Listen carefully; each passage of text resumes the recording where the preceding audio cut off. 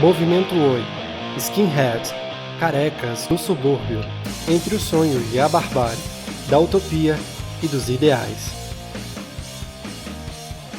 Episódio 1, sobre o movimento punk em São Paulo, chegado na década de 70, sobre o aparecimento dos skinheads na década de 80, 90, sobre o surgimento do movimento Oi no Brasil.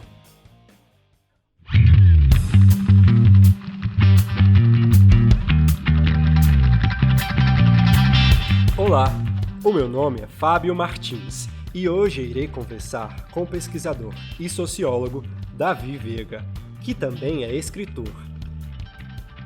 Para melhor situar a quem nos ouve, Davi é autor de 4 livros, documentarista e vem se dedicando às pesquisas de cunho antropológico e sociólogo. Hoje falaremos sobre o movimento punk no Brasil, sobre o anarquismo, sobre gangues, bancas, ideologias e ilusões.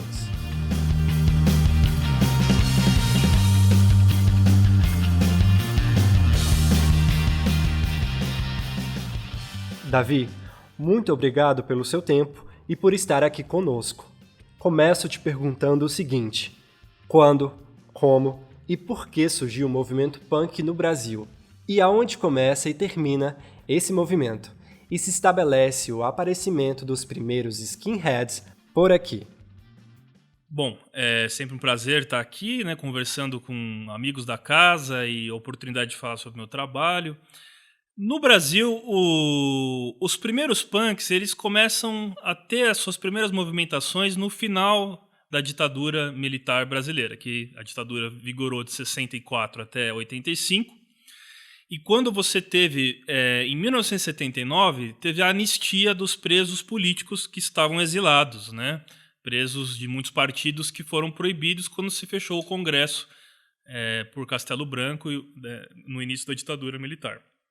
Então, quando volta todo esse pessoal do estrangeiro que estavam exilados, grandes nomes como Darcy Ribeiro, Brizola e tantos outros, começa um movimento cultural no Brasil em todos os setores, E na juventude periférica, principalmente da zona leste daqui de São Paulo, da metrópole de São Paulo, e também da grande São Paulo, do ABC, eles embarcam nessa onda de contestação daquele regime que vigorou por 21 anos no Brasil e que causou tanto rebuliço, teve tortura, e aí você começa a ter na literatura aquela coleção Primeiros Passos que o Glauco Matoso lançou, O que é Tortura, o Antônio Bivar lançou o livro O que é Punk e tudo mais.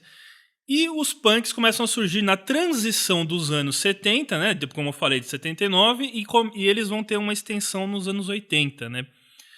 E uma dissidência dessa contracultura materializada no movimento punk foi a dos carecas. Um pessoal descontente com todo aquele viés libertário dos punks e contestador, um pessoal mais conservador, que eram punks também na juventude deles também, começou a se aproximar daquilo que lembrava o militarismo, cultuar o corpo, fazer academia, raspavam a cabeça, não usavam moicano, não tinham discursos libertários, tinham discursos nacionalistas e conservadores, e daí surge uma versão abrasileirada dos skinheads que ganha até o nome careca, que é uma espécie de brasilidade para o nome, Então, basicamente, no Brasil, os primeiros skinheads, através dos carecas, eles são uma dissidência desses punks da transição dos anos 70 para os anos 80.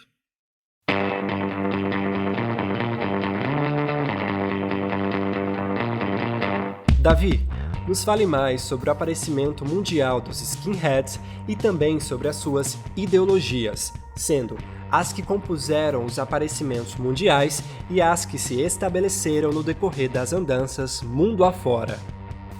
Bom, curioso, como a gente falou, no Brasil os skinheads eles são uma dissidência dos punks. Só que na Inglaterra, onde tanto os skinheads quanto os punks, essas duas contraculturas e movimentos atrelados a essas culturas surgem, os skinheads são mais antigos do que os próprios punks. Enquanto muita gente pensava que eles vieram depois, eles foram precursores, e principalmente era aquela juventude operária britânica que tinha como convívio com imigrantes jamaicanos, negros, que viviam principalmente em Londres, né? E nas cidades industriais vizinhas da Grande Londres, de Londres e tudo mais. O ano crucial foi 1969, porque em 1969 o homem foi à Lua. Neil Armstrong caminhou na Lua com aquele passo pesadão que eles começaram a copiar depois de um álbum lançado da banda Sima Rip, que se chama Skinhead Moonstomp. Essa dança, né, ao som do ska e do rocksteady, que eram ritmos jamaicanos que vai dar origem ao reggae, inclusive. Então, eles não tinham ainda uma ideologia política ou ideologias políticas atreladas a essa contracultura, o que vai acontecer anos depois, né?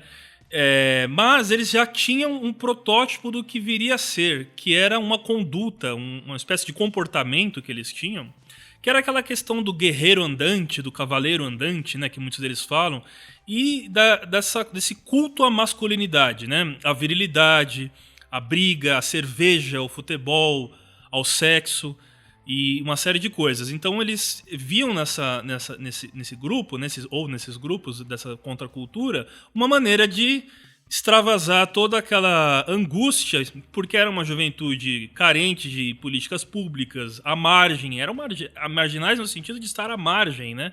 Então era a única alegria que a juventude operária, junto com os imigrantes, tinham. Passado um tempo, eles se juntam com os próprios punks num movimento, numa união que teve um nome chamado Oi. Esse Oi é uma saudação, basicamente, Cockney, né, de um dialeto que tem na Escócia. E esse Oi vai ganhar o mundo depois, né? Só que, se aproximando dos anos 80, por conta de vários atos de vandalismo e violência desses primeiros skinheads em Londres, e começa a pipocar em outros países da Europa também, em Portugal, na Espanha, na França, na Alemanha. Eles viram, alguns políticos, especialmente de extrema-direita, viram uma possibilidade de usar esses jovens para ser infantaria desses partidos políticos, muitos deles xenófobos e tudo mais. Então eles cooptaram a parcela dos grupos dos skinheads, que era aquela parcela que começou a ter sinais de racismo, sinais de intolerância aos imigrantes e tudo mais. Então você tem uma divisão entre os skinheads, entre aqueles que queriam permanecer com a ideia original do grupo, né, que era uma ideia antirracista, uma ideia que gostava de reggae, ska, tinha jamaicanos entre eles e tudo mais, e aquela parcela que começou a adotar, inclusive, o embrião do que seria o neonazismo, né? Os carecas brasileiros, eles não têm essa questão do neonazismo propriamente dito. No Brasil, o neonazismo chega apenas nos anos 90, principalmente depois da reunificação da Alemanha, quando cai o Muro de Berlim em 89 e as duas Alemanhas se reunificam, começa a ter manifestações xenófobas contra imigrantes na Alemanha. E essas manifestações ganham o mundo. E aí diversos países começam a ter grupos neonazistas. Foi uma epidemia, vamos dizer assim, ou pandemia, né, de neonazismo no mundo, que o Brasil embarca nessa, principalmente aqui em São Paulo.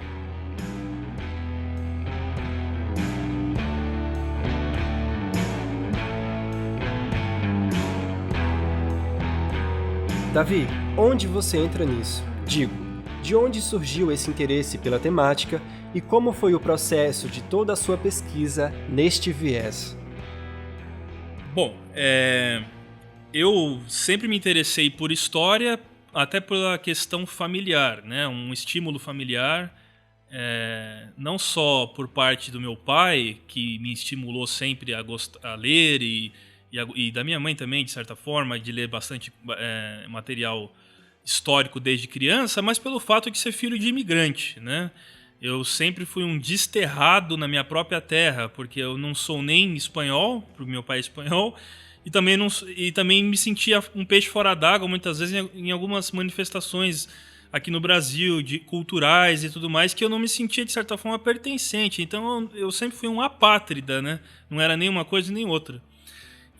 Então, por conta disso, eu sempre quis entender as culturas, começando pelas culturas de casa. Quando eu descobri, com pouca idade, que meu avô, pai do meu pai, havia participado da Guerra Civil Espanhola, lutou nesse conflito, como um jovem, aquilo subiu à minha cabeça e foi uma coisa encantadora para mim saber que um familiar meu participou de um evento histórico e o meu pai contava as histórias da guerra que esse meu avô viveu e tudo mais. Só que quando chegou na adolescência, eu estudei num colégio central que tinha diversos grupos, né, diversas bancas, ou eu não gosto muito da palavra tribo, mas diversas tribos, vamos dizer assim, de jovens politizados, enfim.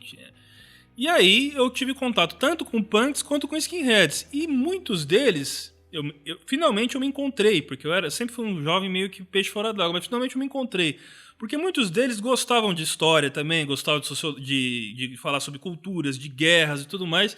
E eu falei, poxa, então finalmente encontrei um pessoal que tá falando a mesma língua, né?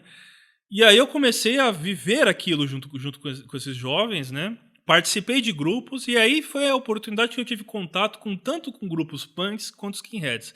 Participei e militei, confesso, primeiramente como punk e depois como careca, mas um período muito breve e depois as ideias não faziam mais sentido para mim e a sociologia, a pesquisa acabou sendo mais importante do que essa militância ou todo aquele ódio, ou toda aquela balbúrdia que compunha os grupos e tudo mais. E aí, por ter participado e visto como um espectador tudo aquilo, não apenas como espectador tudo aquilo, mas como um integrante, eu resolvi colocar minhas memórias e também fazer um aparato histórico mundial e nacional dos movimentos aqui no Brasil e no livro que eu escrevi, né? Davi, você pode nos falar mais sobre fascismo e sobre racismo? E em qual contexto se deu e se dá ambos nos movimentos todos que estamos falando? E também, e aproveitando, vindo para a atualidade, como estamos enquanto sociedade no que diz respeito ao racismo, ao fascismo, aos ismos todos? Bom, eu acredito que assim, quando a gente estuda antropologia, principalmente aquelas sociedades totem e tabu e tudo mais, o ser humano ele tem sempre aquela vontade ou ânsia, não vou dizer ideia ainda, mas aquela vontade ou ânsia de sempre enxergar o outro a partir de si mesmo, né? A gente sempre enxerga no outro aquilo e projeta no outro um reflexo de si mesmo, né? E quando esse outro não é aquilo que corresponde ao que somos, a gente tende a isolá-lo, enfim, levou muito tempo na história, e a história não é uma coisa cíclica, não é uma coisa linear, para a gente aprender a viver com as diferenças, né? Mesmo projetando no outro aquilo que a gente gostaria que ele fosse, a gente tolerá-lo quando ele não corresponde àquilo.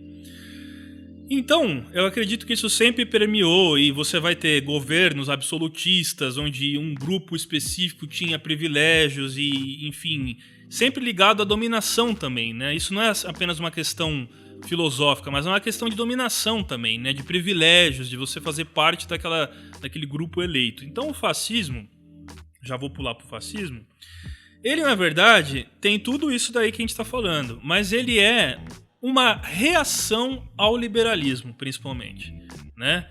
Teve a Revolução Industrial no século XIX e no início do século XX, principalmente depois da Primeira Guerra Mundial, que foi a guerra dos grandes imperialismos, o mundo teve um resgate nos anos 20 das ideias liberais, que era a democracia liberal, do capitalismo e do liberalismo de esquerda também, que seria mais aproximado ao socialismo. Você já tem a União Soviética, que está crescendo e é uma ameaça ao mundo capitalista ocidental e tudo mais.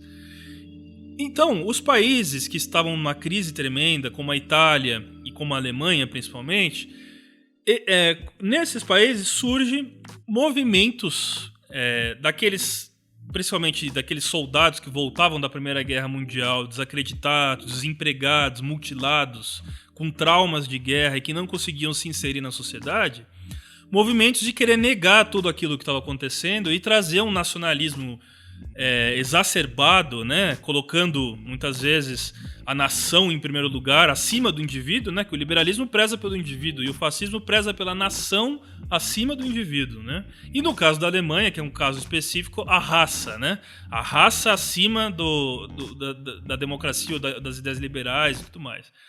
Então, na verdade, o fascismo ele também está atrelado ao revanchismo, né? E sempre que surgem focos fascistas ou nazistas até nas sociedades, é geralmente quando as sociedades estão em um processo de mudança tremenda. Ele é uma reação às mudanças. Quando você começa a ter grupos da sociedade que eles começam a ter direitos, como eles começam a ter voz, e se começa a meio que, não vou dizer revolucionar, mas pelo menos repensar ou remodelar aqueles grupos, ou questionar aqueles grupos de privilégio da sociedade, surge sempre uma reação. Isso é perfeitamente normal, eu acredito que tá até na biologia, na natureza tem isso, sempre tem uma reação a tudo aquilo. E com o tempo isso vai avançando e vai mudando as bases. Hoje é impensável ninguém, pelo menos é muito difícil encontrar uma pessoa que concorde com escravidão. Mas se a gente lembrar, até 1888 era uma coisa normal no Brasil, a escravidão. Ou você pensar que uma mulher é inferior a um homem, ou uma mulher não pode trabalhar, enfim. Hoje, embora você tenha ainda pessoas que pensam assim, mas é uma ideia que muitas pessoas hoje sabem que é uma falácia, né? Então o que acontece é que geralmente esses movimentos eles reagem contra tudo isso. Então eu acredito que os skinheads adotam esse comportamento justamente como uma tentativa de se voltar a um passado onde esses grupos, ou essas pessoas que fazem parte desses grupos, tinham mais privilégios. No caso dos neonazistas é o racialismo, você colocar a raça indo-europeia, né, ou o conjunto de grupos étnicos que compõem o que eles chamavam de arianos como os privilegiados na sociedade, ou no caso dos fascistas, a nação, os nacionalistas, os militares, são quase todos eles militarizados, os movimentos e tudo mais. Então eu acredito que hoje, no Brasil, tudo que a gente está vendo, não só no Brasil, como em vários países, né, na Hungria, na Polônia, está tendo um retrocesso muito grande, enfim. Eu acredito que com a potencialização das redes sociais também, você deu voz a pessoas que sentem seus privilégios ameaçados ou sentem aquele status quo onde eles estão por cima, vamos dizer assim, ameaçados, e eles começam a buscar nesses discursos, não no discurso original do Mussolini ou do Hitler, isso não, mas começam a buscar com elementos, né, elementos assim muito peculiares, assim, e uma salada mista de todos eles, né, esses ismos, como foi falado. Eles começam a buscar nisso uma tentativa de negação e de eliminar qualquer movimento ou qualquer movimentação que ameace isso. A história provou que nunca durou muito, né? Esses movimentos acontecem, no máximo duram 20, 30 anos. Estou falando assim, isso no passado. Hoje, com a informação, capaz de durar menos, né? Dura muito menos. Você pode ver o Salvini na Itália. Ele era um primeiro-ministro totalmente conservador e reacionário e logo saiu, não vingou muito, né? Cabe a gente pensar se aqui no Brasil se o bolsonarismo vai durar tanto assim, porque não é apenas o Bolsonaro, mas o bolsonarismo, né? As pessoas que fazem parte dessa e que pensam aliadas a essas ideias, por mais que o presidente saia, elas vão continuar aí e as redes sociais vão continuar dando voz a elas também. Não dá para fazer uma previsão do futuro. Mas como o mundo é muito mais líquido e dinâmico hoje, eu acredito que é uma coisa passageira e os grupos que hoje são perseguidos por essas pessoas que tentam manter seus privilégios, como grupos LGBT, grupos feministas e tudo mais, pode até ser que tenha uma fortificação desses grupos e é uma coisa que já vinha se normatizando, né? Normalizando, melhor falando, na sociedade, e justamente essa reação que nós temos hoje é tudo isso, mas eu acredito que é passageiro. Lugar pra morar, tem muita mata, muita chuva e tem a espera.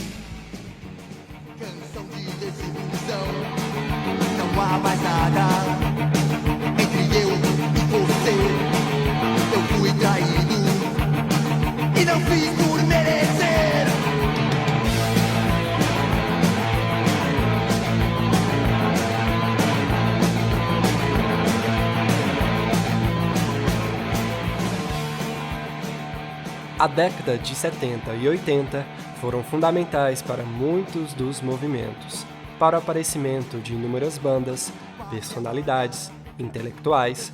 Nos fale mais sobre as bandas, seus protagonistas, suas ideologias e por onde elas andam em 2021.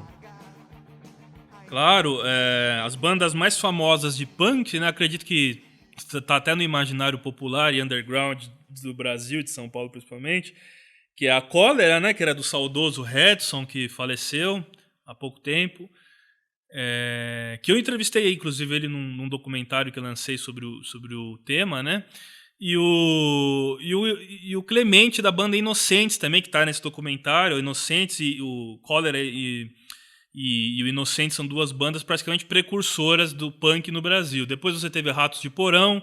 O João Gordo acabou seguindo um outro caminho, e inclusive dentro dos grupos, às vezes, é considerado traidor. Muita gente aponta o dedo para ele. Enfim, sempre acaba acontecendo alguma coisa assim quando alguém se destaca e se distancia daquela originalidade que eles tentam preservar e tal. E nos Carecas você tem a Vírus 27, que é uma banda muito famosa também. Começou como punk e depois seguiram um caminho mais os Carecas, mas nunca foram nacionalistas, ufanistas, xenófobos. Eles sempre tiveram uma veia mais libertária, muitas vezes até admirados por comunistas, inclusive essa banda Vírus 27, por conta das letras de contestação do sistema e tudo. Então é meio que ambíguo, né? Eles acabam sendo admirados por várias vertentes políticas, né? O Vírus 27, o vocalista é o famoso Joey 90, né? Que mora na Pedreira, sempre morou ali na Pedreira e fez muito sucesso ali também. Ainda tão nativa, embora muitos desses grupos punks e carecas, skinheads em geral, eles a procura a esse movimento decaiu muito, né? Eu acho que na minha época, que foi mais ou menos 2005, assim, ele já vinha decaindo, e agora menos ainda, agora com a internet e com pandemia e tudo, você vê uma adesão muito dos jovens, a procura dos jovens por esses movimentos caiu muito, né? E diversas outras bandas, né? Também a Antinarcose, que é uma banda de careca também, a Bota Gasta, que no meu documentário eu entrevistei o Carlinhos, que fala sobre a origem da banda, uma banda que tem letras assim, de críticas sociais muito, muito contundentes, né? E são jovens muito letrados que leem os clássicos brasileiros e, enfim, eles sabem do que eles estão falando e fazem letras muito bacanas para quem gosta de uma letra mais cultural e de contestação também, né? E no lado dos neonazistas você tem a banda principal, que era a Locomotiva. Inclusive esse nome Locomotiva é uma alusão ao estado de São Paulo, que seria a locomotiva do Brasil e tal. E eles conseguiram lançar, inclusive, no início dos anos 90, uma música que chama São Paulo Pátria, no selo Rebelles Européens, né?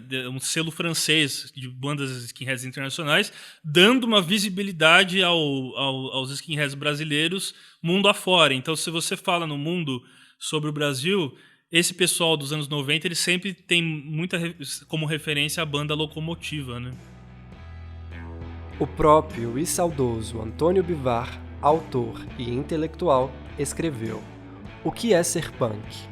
E ele dizia que ser punk era também a atitude. Bivar ainda foi um dos organizadores do encontro Começo do Fim do Mundo, no Sesc Pompeia, isso em 1982. Ele e Caligari, que foi um dos fundadores da banda Inocentes. A pergunta é: quantos anos você tinha em 1982? E o que você pode nos falar sobre Bivar e sobre esse encontro? Ah, sim. Eu sou mais jovem, né? Eu nasci em 88, mas sempre tive como referência o Começo do Fim do Mundo no Sesc Pompeia 82, que foi o marco, né? Foi ali que começou realmente o movimento punk no Brasil, né? Como mencionado, organizado pelo Bivar, que foi também não apenas o organizador de um evento, mas ele foi um estudioso do tema, né? Eu também, no meu livro, sempre busco os trabalhos anteriores a mim, né? E ao meu, né? E como os trabalhos do Bivar e do Glauco Matoso também, que tem uma importância muito grande. O Glauco Matoso e o Bivar também entrevisto nesse documentário meu. E, enfim, o Antônio Bivar, ele escreveu o que é punk na tentativa de mostrar o lado anarquista para os jovens aqui no Brasil. Porque o anarquismo no Brasil ele sempre foi muito periférico, muito marginalizado. Historicamente, você tinha grandes anarquistas nos anos 20 e com as greves operárias dos anos 10 também.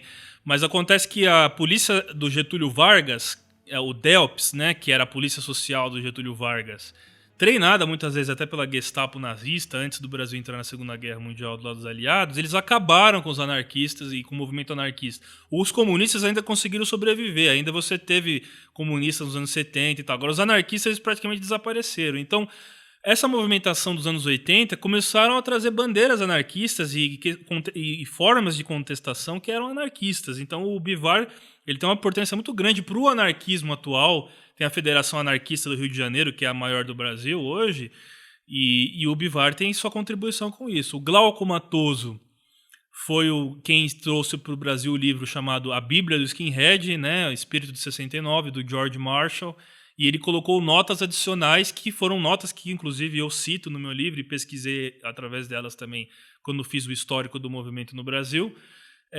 Mas, infelizmente, teve um glaucoma e acabou ficando cego. Até o nome Glauco Matoso é uma jogada de nome, né, em relação a isso, né?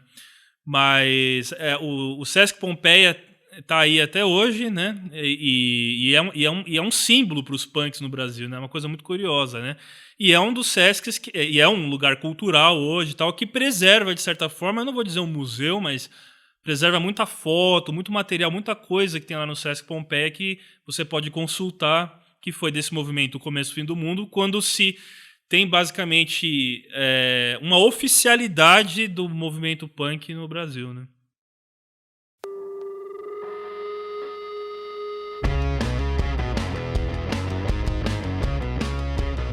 Davi, nós vamos finalizar o primeiro episódio agora, e no próximo iremos continuar a nossa conversa e então falaremos sobre o seu livro, que já está em 3ª edição, Cadarços Brancos, Entre o Sonho e a Barbárie.